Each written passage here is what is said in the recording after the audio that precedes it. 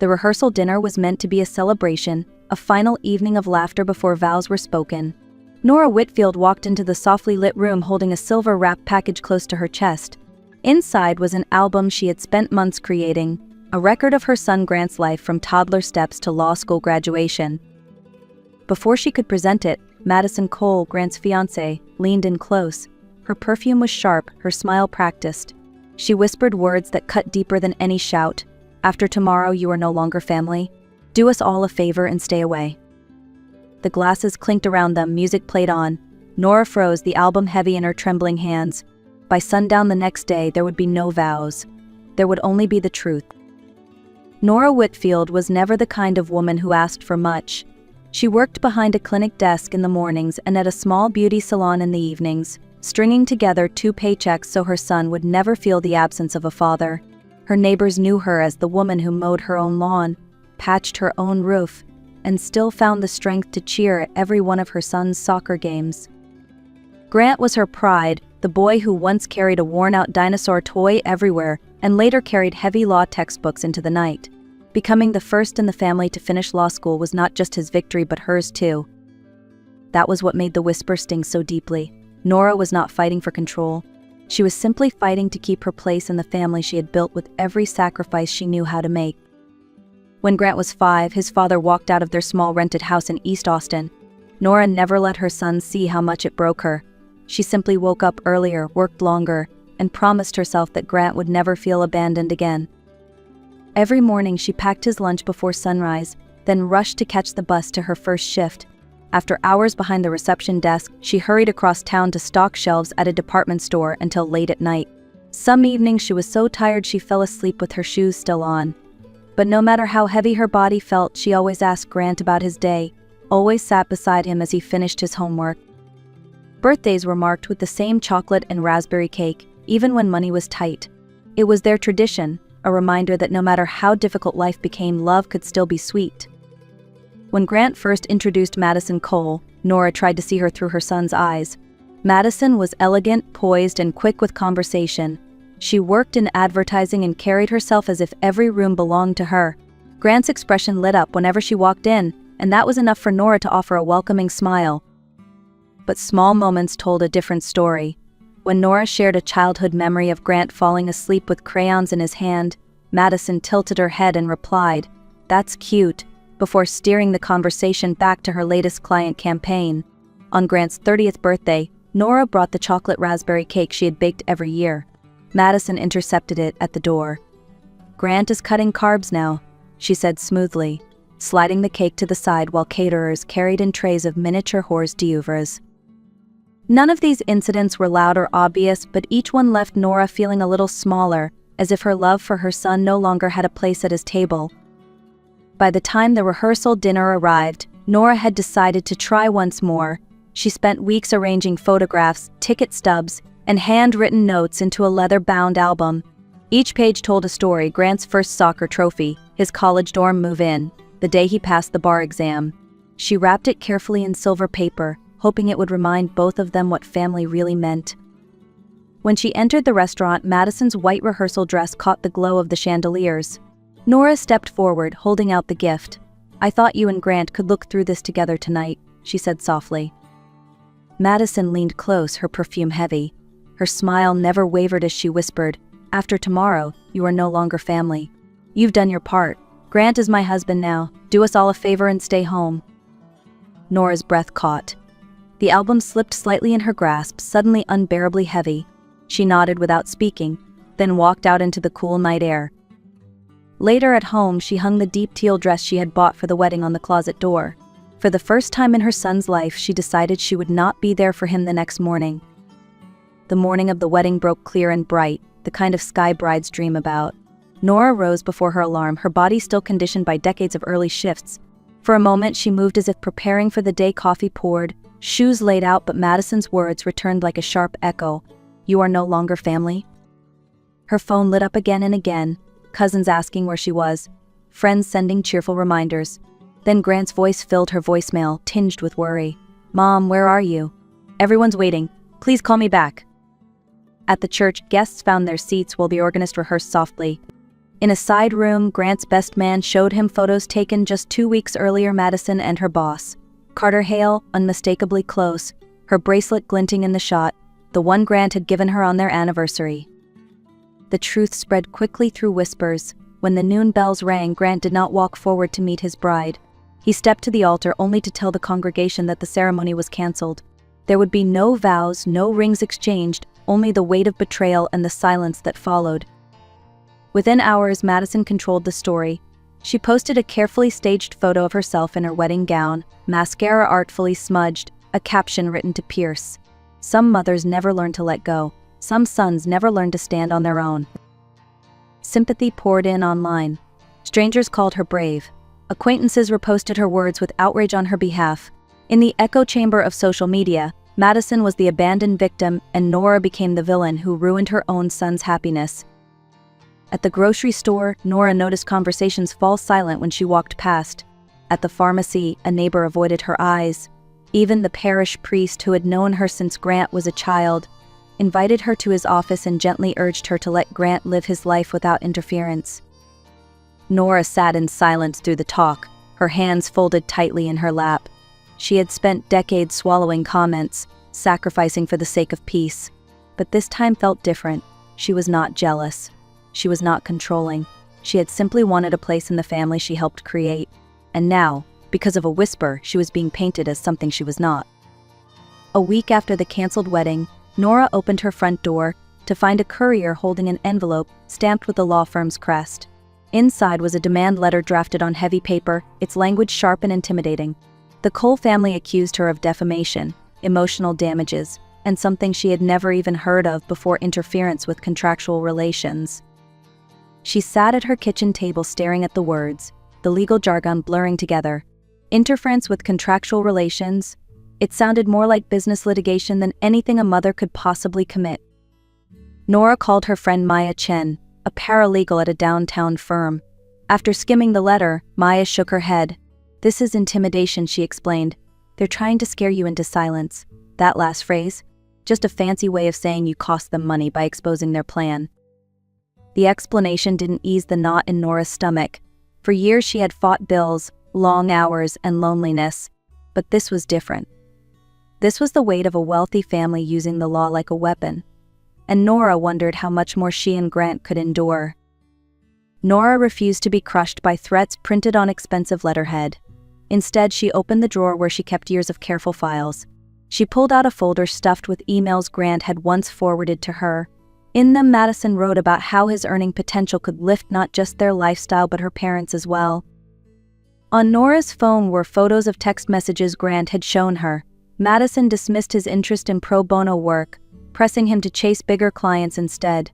One message read plainly, "What good is a lawyer who does not maximize his income?" But the most troubling document lay in the prenup Madison had insisted on. Grant had asked his mother to look it over months earlier.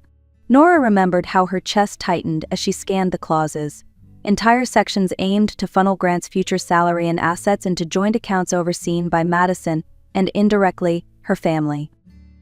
Now, with the wedding called off, those papers became more than red flags. They were evidence that this engagement had been about more than love. Nora spread them across her table, a mosaic of truth, waiting for someone willing to see it. Grant knew they could not fight this battle alone. Through Maya, they were introduced to Jack Nolan, an investigative journalist known for exposing corporate fraud.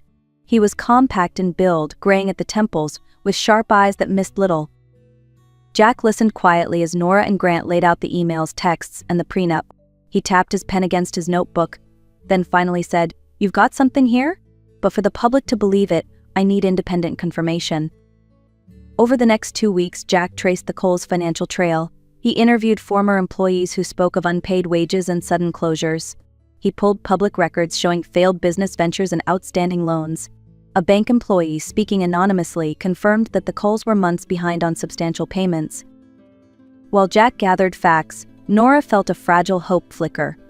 The story might finally shift from gossip about a broken wedding to what it truly was, a carefully hidden financial scheme. Still, she knew exposing powerful people could be dangerous. Truth had weight, and sometimes those it threatened struck back. 1 month after the ruined wedding, Jack's article appeared in the Sunday paper under the headline, "Behind a Broken Ceremony: The Financial House of Cards." It filled 2 full pages with timelines, interviews, and hard numbers. Online, the extended version included scanned documents and expert opinions from independent attorneys who called the prenup predatory. Yes, the piece mentioned the affair with Madison's boss, but only briefly. The heart of the report was money, failed ventures, unpaid debts, and the Coles' plan to use Grant's career as a lifeline. The community's reaction shifted almost overnight. Online comments no longer painted Madison as the abandoned bride. Instead, readers asked how far her family would go to secure their finances. At the grocery store, strangers now offered Nora sympathetic nods instead of silence. For the first time in weeks, she felt the narrative bend closer to the truth. But beneath that relief lurked unease. Families like the Coles rarely absorbed defeat quietly. Nora braced herself for what might come next. The backlash came on an ordinary Wednesday morning. Nora was pushing a cart down the supermarket aisle when her phone buzzed with an unfamiliar number. "Miss Whitfield," the voice said formally. "This is Lieutenant Marcus Donovan with the Austin Police. We need you to appear at the station to answer questions." Nora stopped mid-step, oranges rolling from her bag onto the floor. "Questions about what?" she asked, her throat tightening.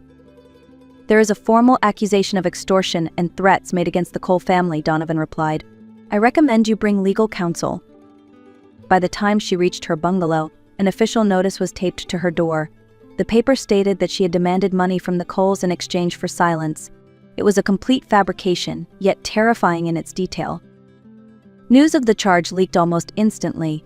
Local stations ran the headline, "Mother accused of extorting ex-fiancé's family." The salon where Nora worked part-time called politely, suggesting she take an indefinite leave. For the first time, Nora felt not just shamed but criminalized. If the system believed these lies, it would not just be her reputation at stake, it would be her freedom. Grant refused to let fear dictate their next step. He met with Avery Brooks, a seasoned defense attorney willing to take their case pro bono after reading Jack Nolan's reporting. Avery listened, then leaned back in his chair. "First rule," he said calmly, "we don't play defense forever. We push back." Jack published a follow-up exposing a conflict of interest. Lieutenant Donovan's son had been quietly employed by one of the few companies still tied to the Coles' shrinking business empire. The revelation raised questions about Donovan's neutrality and the integrity of the investigation. At the same time, Avery filed motions demanding that all alleged evidence be handed over for forensic analysis. Digital experts were ready to examine every supposed email, every supposed recording. For Nora, the legal jargon was overwhelming, but she clung to one truth: the more sunlight poured onto the case, the weaker the accusations appeared. The Coles had money and influence, but the ground beneath them was starting to crack. For the first time since Madison's whisper at the rehearsal dinner, Nora felt the balance shift, not in rumor or sympathy, but in the cold language of proof. Just when the pressure on the Coles reached its peak, a proposal arrived through their attorneys. If Nora and Grant agreed to sign a public retraction of Jack's article and accept a lifetime non-disclosure agreement, all criminal accusations would disappear. No trial, no more headlines, just silence. The offer was tempting on the surface. Nora could have her peace back. Grant could focus on his work without the shadow of courtrooms and cameras. But the cost was heavy, admitting to a lie and allowing the Coles to rewrite history. Grant placed the papers on the kitchen table and waited. Nora looked at her son, at the man she had raised through exhaustion and sacrifice. Her voice did not waver. "No, I will not erase the truth to protect their reputation." Grant nodded slowly, pride flickering in his tired eyes. "Then we fight," he said. "Whatever it takes, we fight." Weeks later, the silence from the Coles spoke louder than any headline. The district attorney's office announced that the case against Nora was being closed for lack of credible evidence. Lieutenant Donovan was reassigned after questions about his conflict of interest grew too sharp to ignore. Within days, neighbors reported moving trucks outside the Coles home. By the following weekend, the family had slipped out of Austin entirely. No public statements, no tearful posts, just absence. For Nora and Grant, there was no celebration, only relief. The smear campaign was over, the threat of prison gone. Still, the scars remained. Nora knew that while the Coles had left, the memories of what they tried to do would linger. Yet in the quiet of her bungalow, she also recognized something new. the strength to face them, and the courage to keep standing. When the dust finally settled, life did not snap back to normal. Healing came slowly, in uneven steps. Grant returned to his law firm with clearer boundaries than before. He threw himself into cases that mattered, especially those involving clients who had been taken advantage of financially. At first it looked like distraction, but over time Nora saw it for what it was: purpose. Nora, meanwhile, began rediscovering the pieces of herself she had set aside. One evening she pulled out a box of watercolors left untouched since her 20s. What started as small sketches grew into canvases lined against the walls of her spare bedroom. Colors told stories her words could not. At Maya's encouragement, Nora attended a community support group for women who had endured betrayal and upheaval. Listening at first, then speaking, she discovered her voice carried weight. When she told the group, "Strength is not silence, it is standards," heads nodded in agreement. Mother and son, once nearly torn apart by a whisper, now shared a home filled with resilience. They were not simply surviving, they were building something stronger, each on their own path yet always within reach of each other. Half a year later, Grant showed up for Sunday dinner with someone new. Her name was Sabrina Torres, an environmental attorney he had met during a collaboration between firms. Nora felt old anxieties stir as she set the table. Memories of Madison's smile and whisper lingered like shadows. But Sabrina was different. Within minutes she asked Nora about her work and her hobbies, genuinely curious. When she noticed one of Nora's smaller paintings hanging in the hallway, she paused. "This is beautiful," she said, studying the brushstrokes. "Did you study art?" Nora shook her head, almost embarrassed. "Just something I picked back up." Sabrina's response was simple and sincere. "Well, you clearly have a gift." That evening, as they washed dishes side by side, Grant asked quietly, "So what do you think of her?"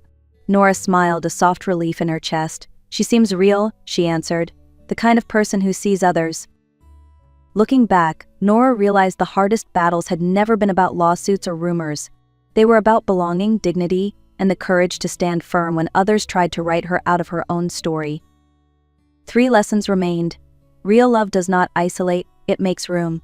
Perception may be loud, but truth endures if you give it light. And boundaries do not push people away, they protect the relationships worth keeping. Nora and Grant carried those truths forward into every new chapter. The bond Madison once tried to sever was now unshakable. If you found yourself in Nora's journey, take a moment to reflect. What boundary are you proud of holding this year?